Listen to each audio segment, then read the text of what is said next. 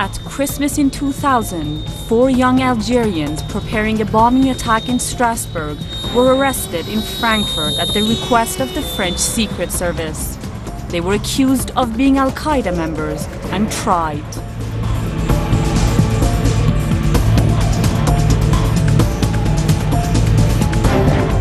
The accused rejected the allegations, declaring that they were victims of the French Secret Service's manipulations.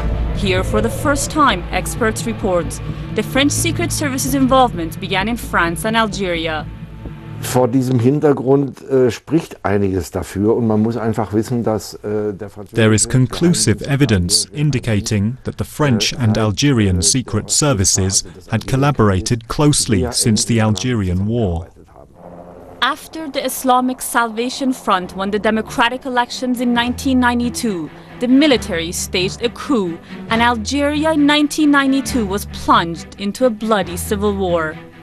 During that time, Bukhari, Sabur, Ben Ali and Marouni, all of whom were underage, fled without their families to Europe when they lived on the margins of society as small hash dealers, until they fell into a secret service trap. They were accused of being al-Qaeda terrorists and wound up in German prisons. We met the former head of Algerian military intelligence somewhere in Belgium. He told us the Algerian Secret Service agents had always been involved in terrorism, like in the case of the young men accused in the Frankfurt trial. He talked about his experiences. Well, it's a proven fact that the DRS services, in other words, special units of the Algerian Army's intelligence corps, participated in the massacre. Here is how it began. In Frankfurt, the defendants had gone to North African mosques to eat after their daily fasts during Ramadan. There, they asked fellow Algerians why there was terror in their country. A couple of Algerian soldiers who had fled convinced them that they should go to London to find out the truth. Marouni, Bukhari, Sabur and Ben Ali then traveled to the British capital, where they contacted an Algerian organization.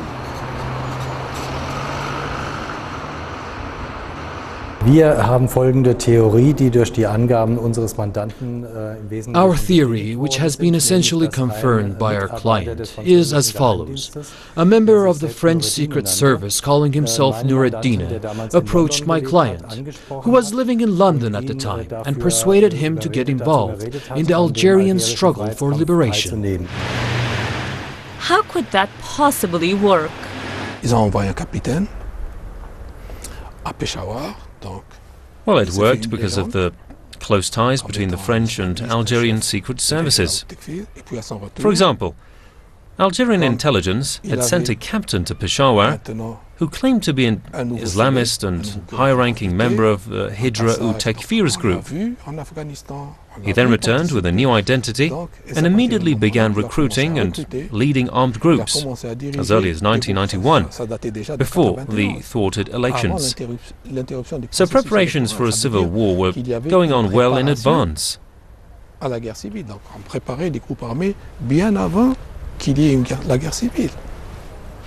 In London, the young Algerians were in contact with the Algerian organization at the Baker Street Mosque, which was led by the physician Abu Doha. From there, they traveled with forged passports, first to Pakistan, and then to join the terrorists in Afghanistan. In Afghanistan, the defendants were taken to the house of the Algerians. They received military and religious instructions. They were soon at odds with the organization and wanted to return to Europe. But that was impossible, because their money and passports had been taken from them. The Pakistani military was remotely pulling the strings. In Islamabad, high-ranking Pakistani military officers met with Taliban leaders in 1994. They agreed to train terrorists in Pakistan and Afghanistan. Their main goal was to wage jihad, or holy war, funded by smuggling opium and weapons.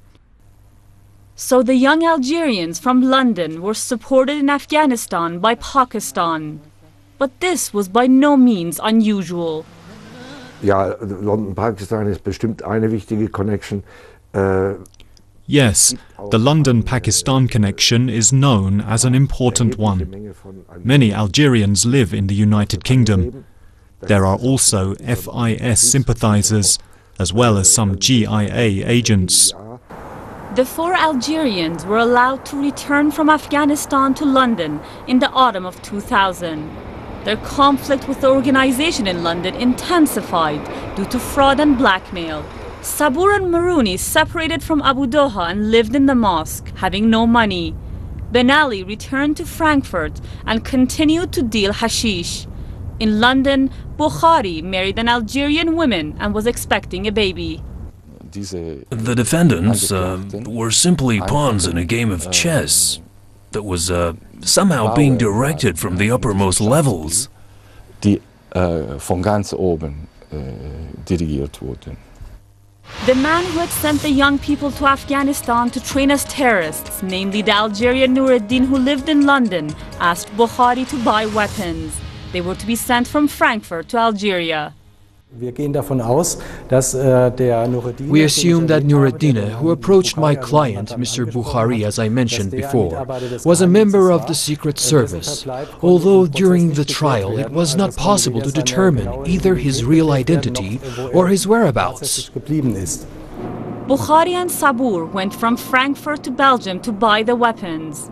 There they met with another Algerian named Mothanna, who was supposed to put them in contact with arms smugglers. But the situation there seemed suspicious to them, so they decided to return to Frankfurt without purchasing anything. After this failure, Nureddin gave them another task, to carry out an attack on the Jewish synagogue in Strasbourg. But what was the point of these operations?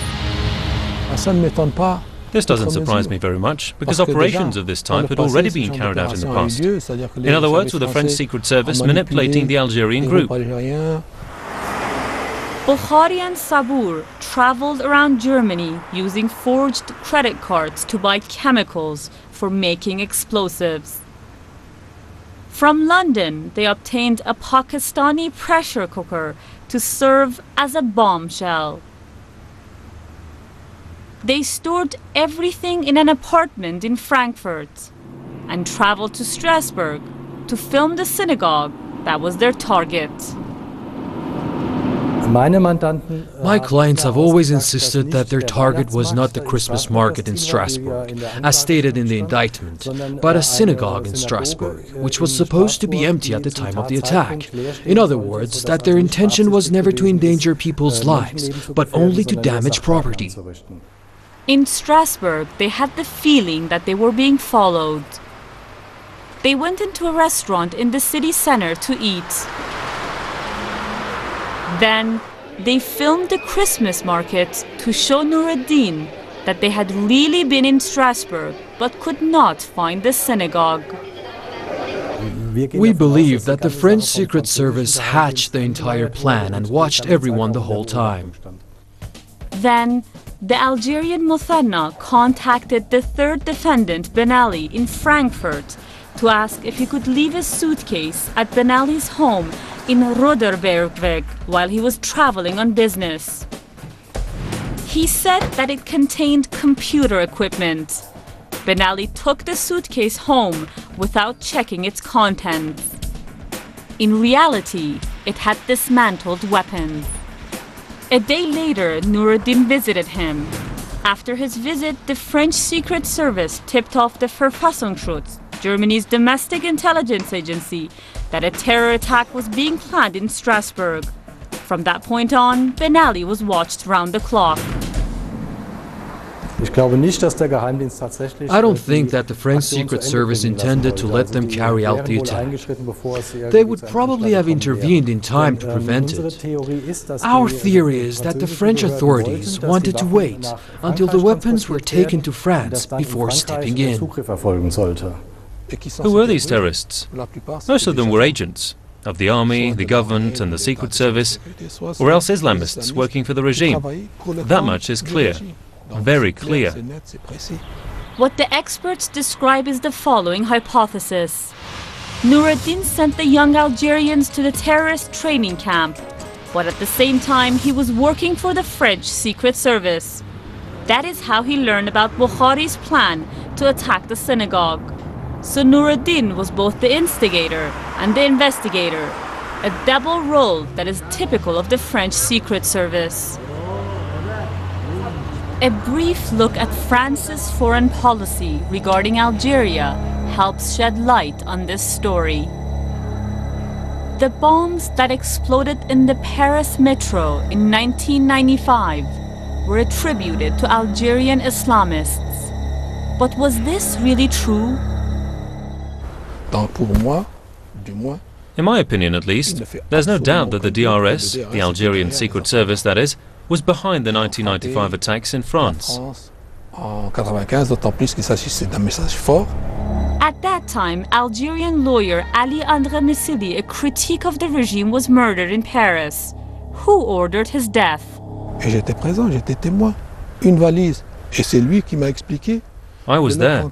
I witnessed the contracting of Ali André Missili's murder for 80 million French francs. The murderer benefited from the support of the Home Ministry.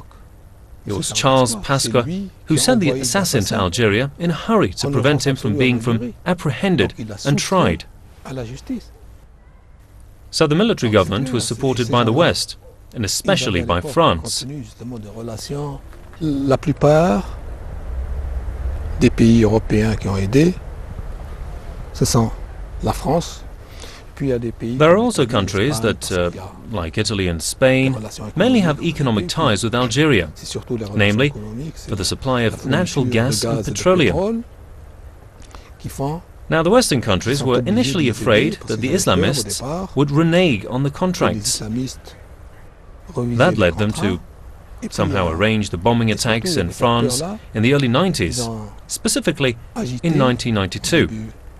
So they could then say, see, if we don't stop this, the Islamists, and not just those in Algeria, will invade Europe and unleash a religious war, a clash of civilizations. Transposée sur l'Europe, et c'est la guerre de religion, le clash of civilization.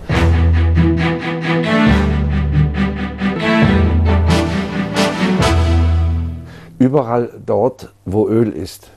There are terrorists everywhere that there is oil. There isn't oil everywhere that there are terrorists, but wherever there is oil, there are terrorists. And al-Qaeda appeared in the Maghreb just at the moment that the United States was getting ready to secure resources in Africa by military means. Perhaps it is no coincidence that the defendants in Frankfurt were all Algerians, and that the scene of the crime was France. What kind of foreign policy was behind that? Nachdem die USA AFRICOM gebildet haben und insbesondere After the United States had reshaped Africa, and especially the countries of North Africa and the Sahel, declaring these states to be especially eligible for funding and establishing close military cooperation with them, France, authorized by the UN Security Council, carried out an international intervention in Chad to balance out the influence that the United States had developed in that former French colony.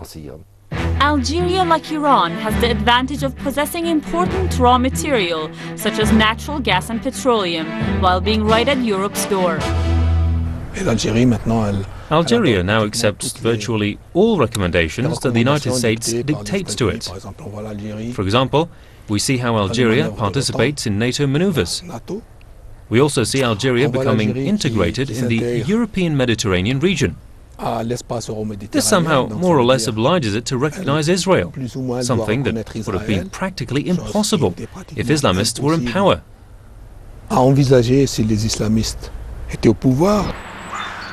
Back to the crime scene in Frankfurt. The defendants had been kept under strict anti-terrorist surveillance as members of al-Qaeda. The secret services, I don't know if only the French Secret Service was involved or also the British, this is beyond our knowledge, then found out where the group was meeting. thanks to the British and French secret services, Maroni, Sabour, Ben Ali and Bukhari were arrested on December 22, 2000. Nureddin and his accomplice managed to escape from the crime scene in Frankfurt to Paris, despite intense police surveillance. More Algerians with connections to the Frankfurt group were arrested in Paris, including Joumak and Aknouche. The responsible court in Frankfurt summoned them to appear as witnesses, but the French authorities refused to allow it. Who exactly was the accomplice with the suitcase full of weapons? He was the central witness for the prosecution. The defendants had tried to disqualify him by saying he was controlled. In almost every such trial, including other terrorist trials in France against members of armed Islamic groups, witnesses always appear about whom no one knows who sent or instructed them and how they came by their knowledge. Consequently, there are unknowns in all of these trials. What interest did the French government have in preventing precisely these witnesses from leaving the country? It simply must be recognized that all kinds of interests, and especially national concerns, are involved. These are political trials, not ordinary criminal proceedings. There is always talk about witness protection programs, which means that a great deal can be and is concealed from the public. It's also a fact that the state has to demonstrate its legal right to act in trials like this one. These are all things that can interfere with the search for the truth. The feeling remains that something was going on. But who exactly was behind it? And why did France withhold two witnesses who were important for the trial in Frankfurt? We assume that these witnesses knew something about the involvement of the French Secret Service. That was why they were prevented from testifying. This book contains some important documents which convincingly show that the Secret Service of a Western power, in this case France, masterminded the planned act of terrorism in Strasbourg.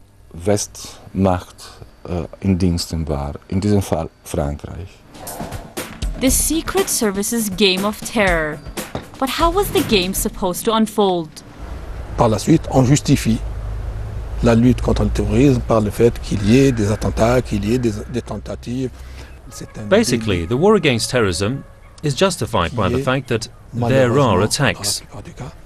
Here we have the case of a crime that was permitted just to obtain an excuse for saying that there is a threat. But in my view, purposefully engineered crimes cannot deliver conclusive proof. Existe réellement, non. Ces délits provoqués, pour moi, ne constituent pas une preuve fondamentale. The Western media report on terrorist bomb attacks as being carried out by Islamists. But the perpetrators are merely Muslims from Arab-speaking countries, such as al-Qaeda in Algeria. How does this happen? It is clear that trials like this, which have taken place in a very heated atmosphere since 9/11, greatly impact the public, and that when there is a trial of this kind, the state can show that it is doing something against terrorism. This has to do with the general political climate. The Secretary General of NATO has stated that Islam is probably a greater threat than communism ever was. And the French Defense White Book of 1994 declares that Islam is probably a greater threat than communism was. Practically the same words, which were then adopted by the German military. There was a need for a new enemy. NATO had lost its purpose. There was no longer an enemy to fight. So who should it defend against?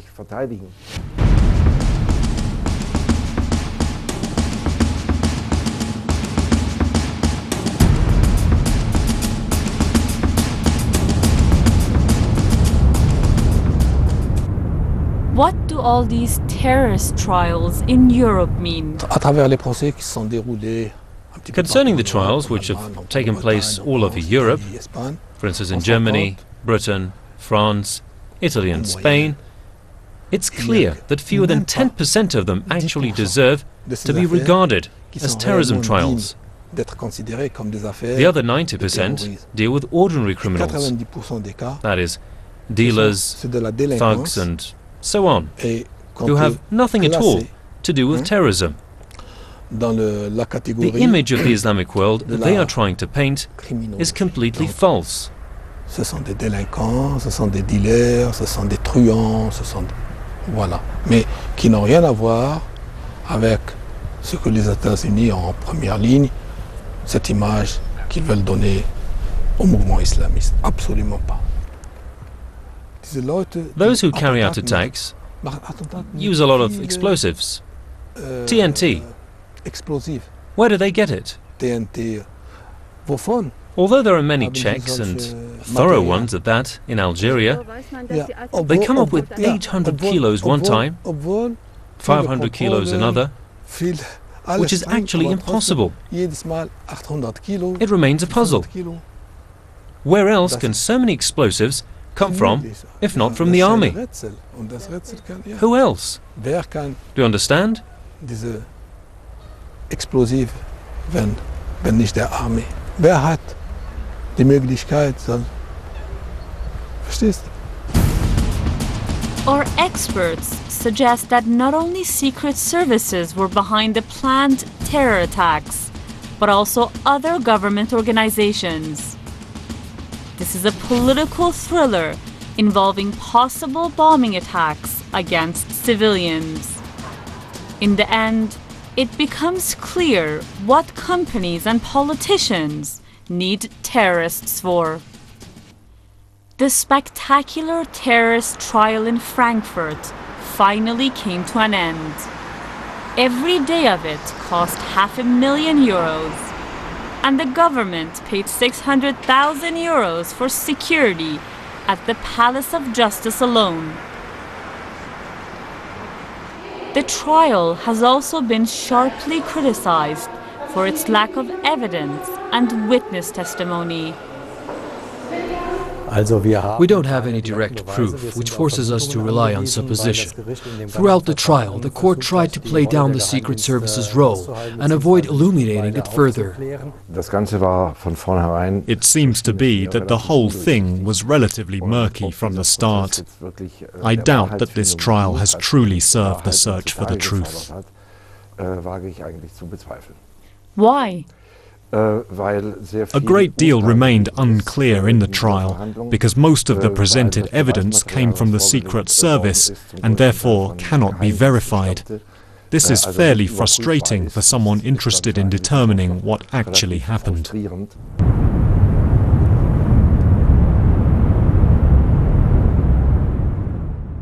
The defendants, Sabur, Maroni, Ben Ali, and Bukhari, were convicted of being Islamist jihadists and sentenced to between 10 and 15 years of prison for plotting to carry out a bombing attack against Christians in the Strasbourg Christmas market.